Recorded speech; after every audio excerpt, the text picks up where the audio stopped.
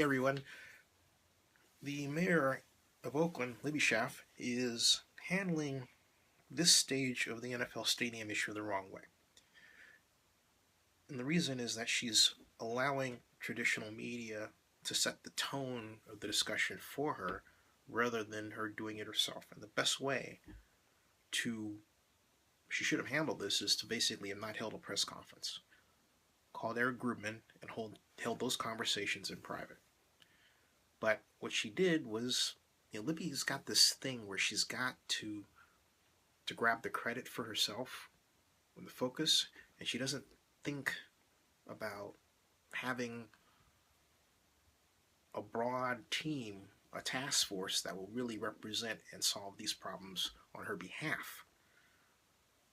That's the hugest problem, and it goes back to some advice I gave her a year ago. I gave her two pieces of advice primarily. The first was, first of all, don't let traditional media write your story. That's what's happening. Big mistake. And she's going to continue to make the mistake by going on KQED Wednesday morning. A. B.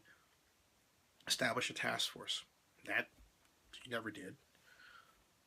But also, part of the blame for where we are right now has to go, I've gotten out of Libby's way, to Mark Davis. Because Mark Davis asked me to come up with a plan. And I know some of you don't like that I talk about it, but I don't care. I did come up with one. And the plan called for an additional piece that really would have solved a lot of these fiscal problems, and that was a 1,000 room hotel. Pat Cashman, who has been serving as their consultant, real estate consultant, said, that no one ever fill up a 1,000 room hotel. But Pat never bothered to look at the fact that the Bay Area, in San Francisco in particular, has a 16,000 hotel room shortage, and Oakland has a base need of 1,000 more hotel rooms. We're under hoteled, basically, dramatically so.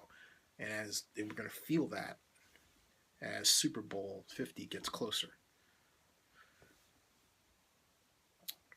That hotel addition would have generated enough, when combined with the other sources on over a 40-year bond period, enough revenue for a $500 million surplus if the east side of the Coliseum were retained and upgraded and a new stadium built around it. Folks have to remember something. The Coliseum is a tough building. It survived the Loma Prieta earthquake with no damage. Okay? So you're just going to tear that down and build something new under the assumption that the new thing is going to be better? It's kind of stupid. We need to take a look at what we've got and determine what we should keep and build off of as a replacement and then go forward. But that's a tough old son of a bitch building. Now, the problem where Mark is that Mark has said, well, I don't want to base my future on an iffy hotel idea. Well, this comes from a person who has no problem basing their future on an iffy PSL idea either in LA. I mean, think about that, right? So that's what I'm saying. You've got two sides, two people who are very new to this, Libby and Mark, and they both have one thing in common. They don't listen. They've got their ideas, and they're set in stone, and they don't budge, and they'll talk to you to give you the idea that they're talking to you, but at the end of the day, they won't significantly alter their positions. And I know both of them aren't going to like what I'm saying, but it is true. And that's why we're in the position we are right now. We shouldn't be. We shouldn't be. And it's not that something won't happen to keep the Raiders in Oakland either.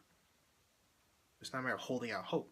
But the bottom line is, Libby, first of all, saying in her November 13th press release, don't handle this in the press, and then turning around and handling this in the press, is not helping anything or anybody. And a lot of Raider fans are pissed off. The question is, did she hit the right demographic that would be pissed off enough for it to translate into some kind of action that we didn't anticipate or don't want to see?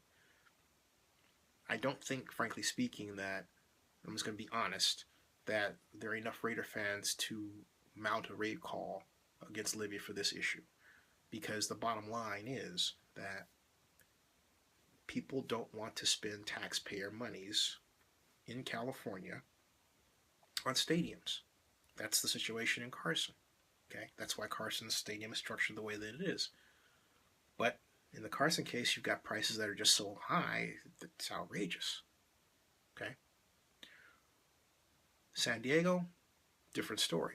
San Diego has more money than Oakland and has greater flexibility, but also so that it has enough money to be able to finance a conventional stadium structure without the additional uses like a giant hotel. But in Oakland's case, we need that, because when I came up with the plan, the objective was no public money, and I achieved that objective. An industrial development lease revenue bond issue. And it would be such that the bond trustee would actually own the stadium if the bonds were to go into default. So I figured out the solution. But Libby has to have her people. She's got to have Claudia sitting next to her. It has to look a certain way. But there are people who just want to see us get this done. And I told Libby that the bottom line is this could be a convention center or some other type of use. And the test is, can you get this done? Can you build the city? Not being a cheerleader for the city. Anyone can cheerlead for a city. But can you make things happen? And not just ride a wave where the market's coming to you anyway. Because it's one thing to ride a wave, but you know what?